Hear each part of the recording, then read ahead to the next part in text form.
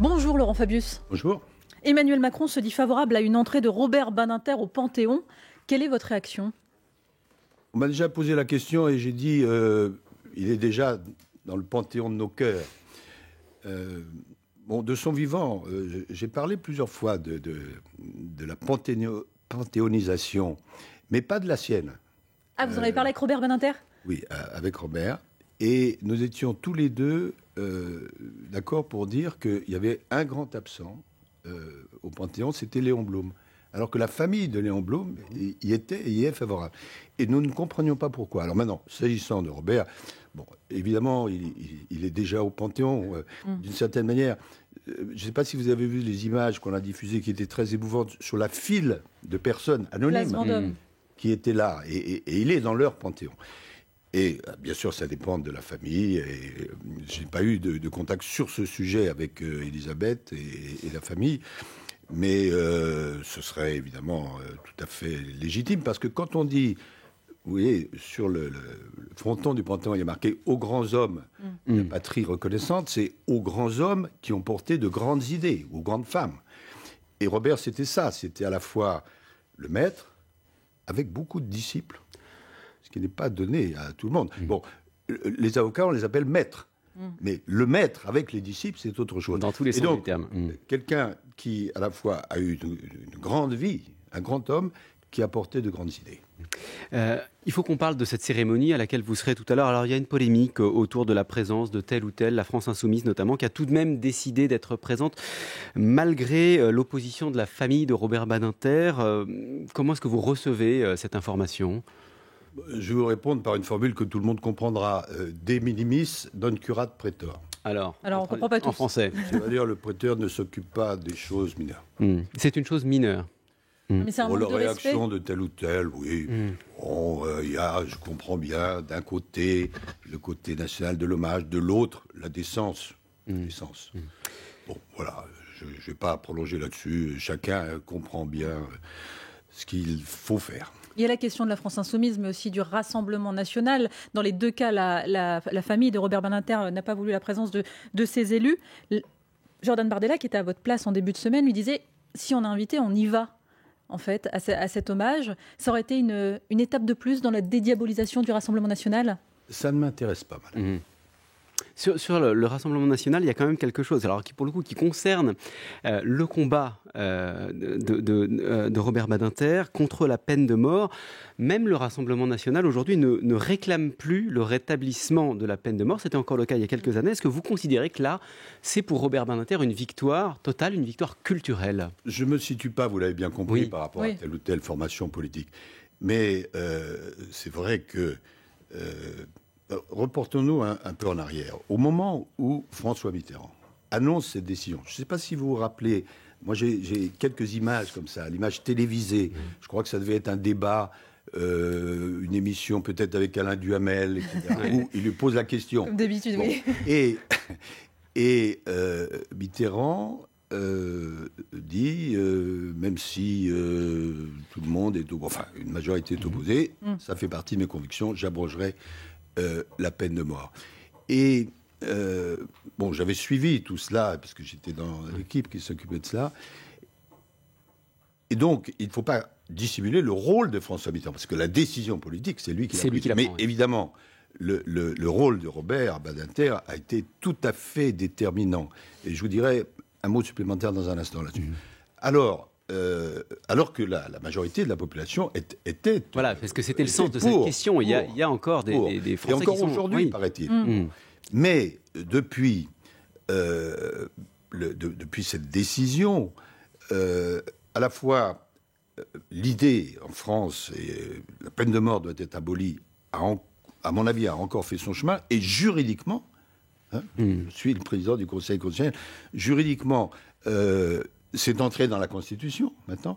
Et d'autre part, des engagements internationaux ont été pris de manière telle qu'il est impossible de revenir là-dessus.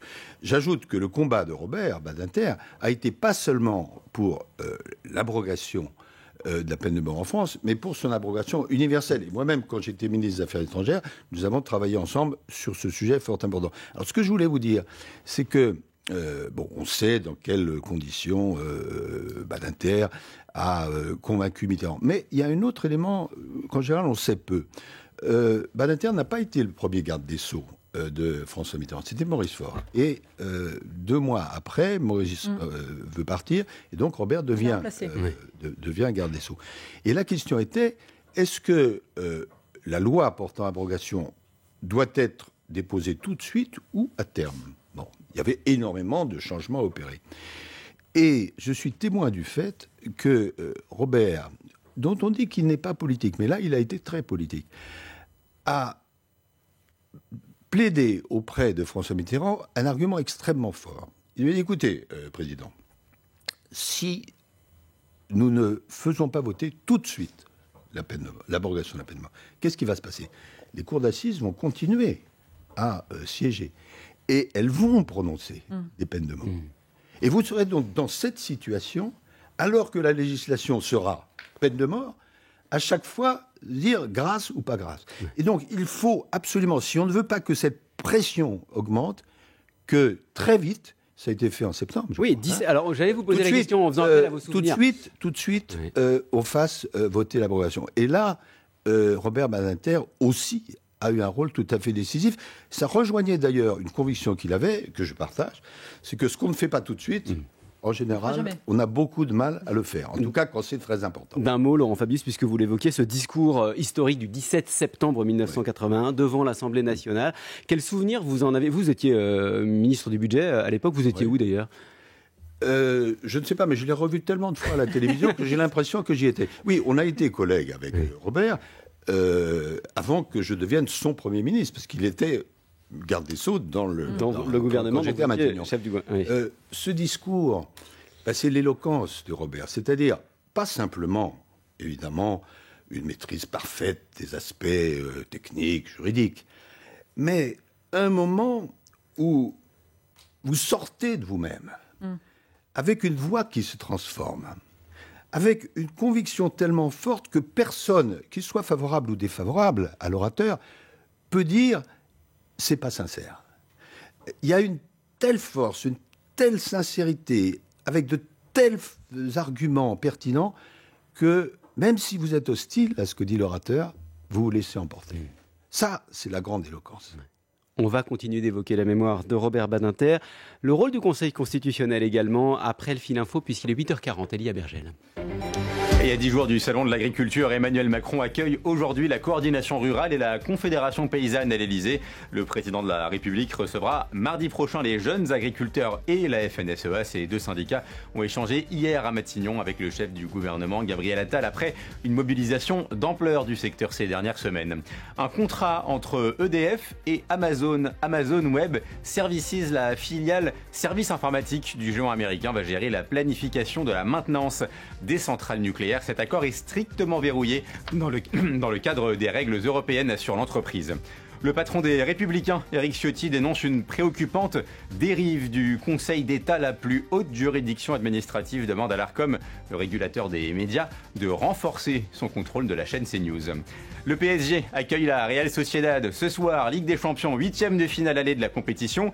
À 21h au Parc des Princes, rencontre à vivre avec nous sur France Info. Hier soir, victoire de Manchester City 3-1 contre Copenhague, 1-0 pour le Real Madrid contre Leipzig. France Info. Le 8-30 France Info, Jérôme Chapuis, Salia Bracchia. Toujours avec le président du Conseil constitutionnel, Laurent Fabius. Vous avez grandi en politique avec Robert Badinter. C'est lui qui vous a d'ailleurs fait rencontrer François Mitterrand. Et avec Robert Badinter, vous avez commencé à avoir plusieurs missions jusqu'à devenir ministre.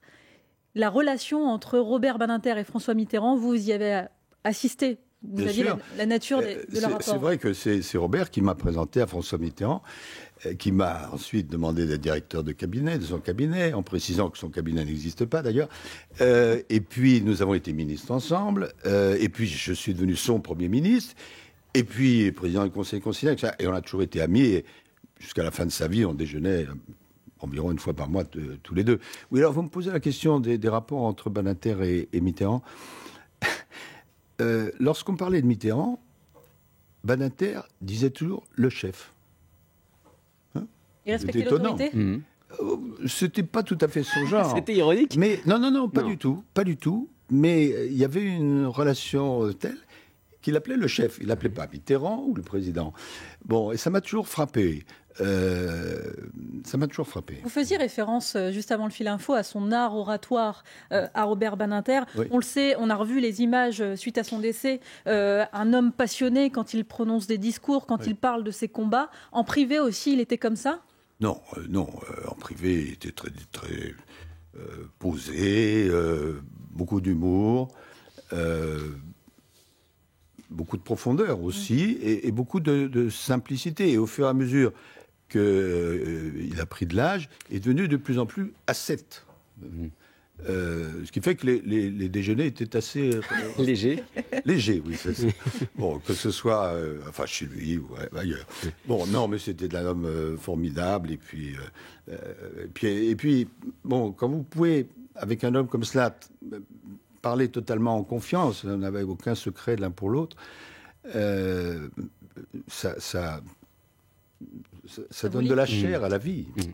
Laurent Fabius, il a été, comme vous, Robert Badinter, président du Conseil constitutionnel, institution qui est régulièrement remise en cause par certaines formations politiques. Vous diriez que Robert Badinter a contribué à rapprocher le Conseil constitutionnel des Français ?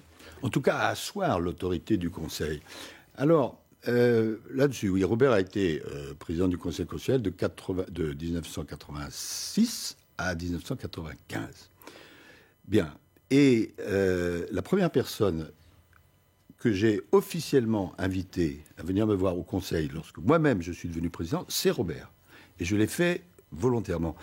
Et à propos de Robert et du Conseil constitutionnel, deux notations, deux phrases. Une phrase qu'il mettait d'ailleurs sur son bureau quand il présidait le Conseil. Toute loi inconstitutionnelle est nécessairement mauvaise, mais toute loi mauvaise n'est pas nécessairement inconstitutionnelle. Alors, ça paraît une évidence, pas du tout. Et c'est l'une des raisons pour lesquelles le rôle du Conseil n'est pas bien compris par les Français. Il peut arriver qu'une loi soit bonne, mais voilà, elle a franchi la ligne jaune. C'est la raison pour laquelle vous aviez rappelé récemment, avant la mort de Robert Badinter, que le Conseil constitutionnel, ce n'est pas la chambre d'appel des choix du Parlement. Exactement. Bon, nous, membres du Conseil, nous n'avons pas à dire cette loi est bonne ou mauvaise. Ça, l'opinion a des idées. Pourtant, par exemple, prenons la loi retraite, la loi immigration. L'opinion a une certaine passion par rapport à ça, qui n'est pas la même. Dans le cas de la loi retraite, l'opinion était majoritairement contre la loi retraite. Dans le cas de la loi immigration, il paraît que l'opinion était majoritairement pour la loi immigration. Dans les deux cas, le Conseil a été critiqué, alors que c'est le même Conseil dans les deux cas. Mais pourquoi ? on vous a Parce qu'il faut accusé de bien faire de la comprendre. politique. Je termine là. Parce qu'il faut bien comprendre que nous, les membres du Conseil constitutionnel, nous n'avons à nous prononcer qu'en droit, pas en opportunité. C'est pas ce qui a été traduit par les forces politiques, notamment les Républicains ou le Rassemblement national, qui disent vous avez fait un coup d'état de droit. Oui. Un coup d'état de droit, les mots sont forts. Madame, il ne faut pas prendre toutes les mouches qui volent pour des idées. Non, regardons les choses précisément. Nous, le Conseil constitutionnel, comme dans toutes les démocraties avancées, nous avons à nous prononcer en droit, pas en opportunité. Alors que les forces politiques, je le comprends bien, disent nous, voilà notre thèse, etc. Mais le droit. Alors, quelle est la fonction du Conseil ? Je ne vais pas vous faire un cours de droit, mais dans les grandes démocraties, il y a la loi. Elle est votée par le Parlement, très bien. Mais au-dessus de la loi, il y a la loi des lois. Ça s'appelle la Constitution. Et il faut bien qu'il y ait quelques personnes qui vérifient si la loi est conforme à la loi des lois. Ça s'appelle les membres du Conseil Mais Laurent constitutionnel. Fabius, il y a des moments dans l'histoire où, notamment quand la démocratie est en tension, voire en crise, où la frontière entre le droit et la politique, elle n'est pas si évidente que ça. Prenez par exemple les Républicains qui souhaitent, après la censure de la loi immigration par le Conseil constitutionnel, soumettre à référendum un certain nombre de mesures de la loi immigration qui ont été censurées. Voilà. Qui ont été censurées pour des raisons de procédure. Pour des raisons de procédure. Certaines l'ont été aussi pour des raisons de fond, mais en l'occurrence, c'est souvent pour des raisons de procédure. Si des mesures non conformes à la Constitution venaient à être soumises au référendum, quelle est la légitimité qui l'emporterait ? Est-ce que c'est celle du Conseil constitutionnel ou c'est celle des électeurs, du peuple ? Non, alors, là encore, je ne vais pas vous faire un cours de droit, mais est-ce que vous me donnez 3 minutes? Allez-y, non, mais ça n'est pas important. Effectivement, il y a, d'après ce que nous ont annoncé les journaux, une proposition qui va être déposée de référendum d'initiative partagée, le RIP, par les Républicains, je crois, portant sur certaines dispositions de la loi immigration. Bien. Et le Conseil constitutionnel, c'est l'article 11 de la Constitution, va vérifier tout cela. Alors, qu'est-ce qui doit se passer comme processus? Bon, d'abord, c'est tout à fait leur droit, bien sûr. Nous allons vérifier, si vraiment la démarche est traduite dans les faits, qu'il y a un nombre suffisant de parlementaires. Il en faut 185. Donc on va vérifier ça, c'est vrai ou c'est pas vrai. Bon.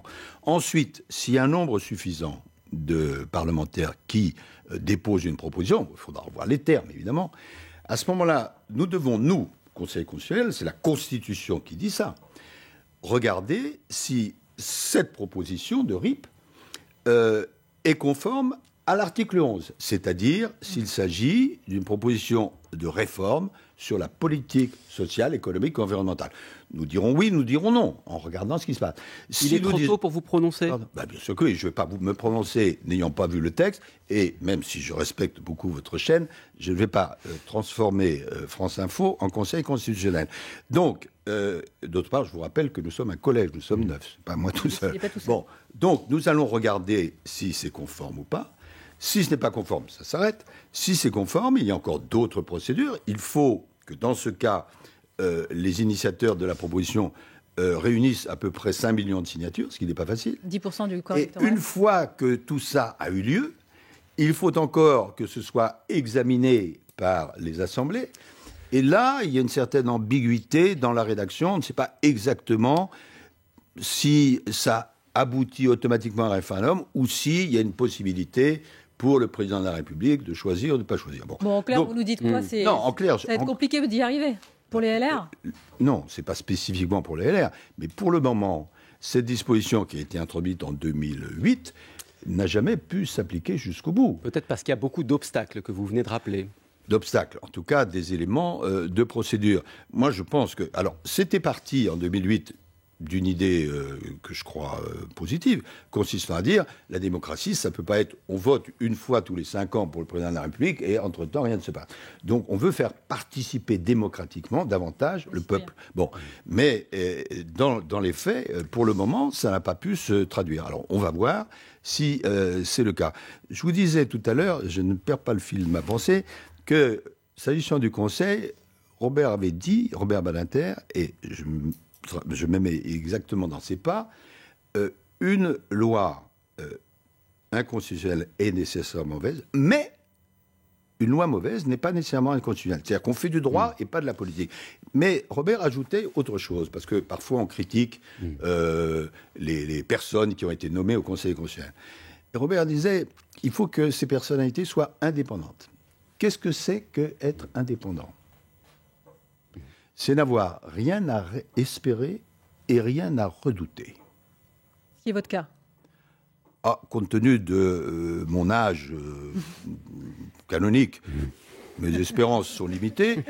Quant à redouter, pour le moment, je ne vois pas de quoi il s'agit. Les cours constitutionnels en France, ailleurs dans le monde, n'ont-elles rien à redouter? On vous posera la question. On va laisser passer le fil info. Il est 8h52. Elia Bergel. Le PDG de SNCF Voyageurs qualifie sur France Info d'incompréhensible l'appel à la grève des contrôleurs ce week-end. 1 million de personnes sont attendues sur les rails en pleine vacances scolaires. Objectif, assurer un TGV sur 2 ce week-end, annonce ce matin Christophe Fanichet. Sudrail et la CGT Cheminots ont déposé un préavis de vendredi à dimanche. Mobilisation pour demander notamment l'augmentation d'une prime. Idiot, indigne, dangereux, les mots de Joe Biden pour qualifier les propos de son rival Donald Trump au sujet de l'OTAN. Le week-end dernier, l'ancien milliardaire en lice pour un nouveau mandat a affirmé qu'il encourageait la Russie à s'en prendre aux pays de l'Alliance s'ils ne payent pas leur part. Une dizaine de nouvelles plaintes, notamment pour viol et agressions sexuelles, déposées contre l'institution privée Notre-Dame de Bétharram dans les Pyrénées-Atlantiques. Cela s'ajoute aux 20 plaintes déjà déposées par d'anciens élèves de ce collège-lycée catholique privé. Ils dénoncent des faits commis, selon eux, par des religieux et des laïcs. La fin d'une époque pour M6, Nicolas de Taverneau va tirer sa révérence en avril après 37 ans au sein de la chaîne qu'il a contribué à fonder. L'actuel dirigeant de 73 ans veut qu'une nouvelle génération prenne les rênes. France Info. Le 8-30 France Info, Jérôme Chapuis, Salia Braclia. Avec le président du Conseil constitutionnel, Laurent Fabius, il est beaucoup question de la Constitution en ce moment dans l'actualité, à l'occasion des projets de révision. D'abord, la volonté de supprimer le droit du sol pour l'île de Mayotte. Certains y voient une double rupture avec des principes fondamentaux de la République, l'égalité entre les citoyens et l'unicité du territoire. Vous, sans vous prononcer sur le fond, sur un plan historique, est-ce que cette évolution constituerait une rupture ? Alors, effectivement, le ministre de l'Intérieur a évoqué une révision de la Constitution dans les termes que vous venez de reprendre. Bon, on verra. Il faut voir le texte, il faut voir quel est le rôle du Conseil ou son absence de rôle là-dedans. En rappelant une chose tout à fait essentielle, qui peut paraître un peu trop juridique, mais qui est fondamentale. Tout à l'heure, on parlait du référendum d'initiative partagée. Ça, c'est l'article 11 de la Constitution, c'est-à-dire l'utilisation du référendum quand il n'y a pas de révision de la Constitution. Bon. En revanche, quand il y a une révision de la Constitution, c'est obligatoirement un article qui s'appelle 89 qui exige d'abord l'accord des deux chambres. Donc faisons bien attention à ça. Quand il n'y a pas besoin de réviser la Constitution, article 11. Quand il y a besoin de réviser la Constitution, article 89. Donc là, vous dites, parcours complexe aussi. Attendons de voir ce qu'ont dit les parlementaires avant que le Conseil constitutionnel s'exprime. Bon, ça pose 2-3 questions évidentes. Première question, mais ça ne me regarde pas, quelle est l'efficacité attendue de la proposition. Mais sur la question de la rupture, de la rupture historique... Oui, alors j'y viens. Deuxième question, celle que vous posez. Est-ce que le texte, une fois qu'il sera fabriqué, est-ce que, oui ou non, il est en rupture avec certains éléments, et notamment, qu'est-ce qu'il pose comme problème par rapport à ce qu'on appelle l'indivisibilité de la République ? Parce que, si j'ai bien compris, on dit, la situation de Mayotte est spécifique, donc il faut un texte spécifique. Mais en même temps, la République est une et indivisible. Donc comment est-ce que ça se concilie ? Je ne donne pas la réponse aujourd'hui, mais évidemment, c'est une vous avez posé la question, vous aussi. Une des questions. Mais est-ce que il m'arrive de me poser des questions. Et troisième question, très importante, comment politiquement on fait accoucher tout ça, sachant qu'il faut, puisqu'on est dans le cadre de la révision, donc l'article 89, d'abord un accord entre les deux chambres. Mais sur la révision de la Constitution, s'il y a une majorité, le Conseil constitutionnel peut-il s'opposer dès lors que... Si on est dans le cadre de l'article 89, il faut d'abord qu'il y ait un accord des deux chambres. S'il y a un accord des deux chambres, à ce moment-là, il y a le choix. Ça peut être majorité des 3/5 ou référendum, etc. Majorité des 3/5 en congrès. Et là, dans cette hypothèse-là, le Conseil n'est pas consulté. Et une question sur le rôle d'une Constitution à propos d'une autre révision, l'inscription de l'IVG, en tout cas d'une liberté garantie de l'avortement dans la loi fondamentale. Ici même, le garde des Sceaux, Éric Dupond-Moretti, disait que la France serait le premier pays au monde à l'inscrire dans sa loi fondamentale. C'est ça aussi une Constitution, c'est un texte étendard. Alors ça peut avoir ce rôle-là. Là encore, puisqu'il s'agit d'une révision de la Constitution, article 89. Oui. Donc il faut d'abord un texte, l'accord des deux chambres, et ensuite 3/5, etc.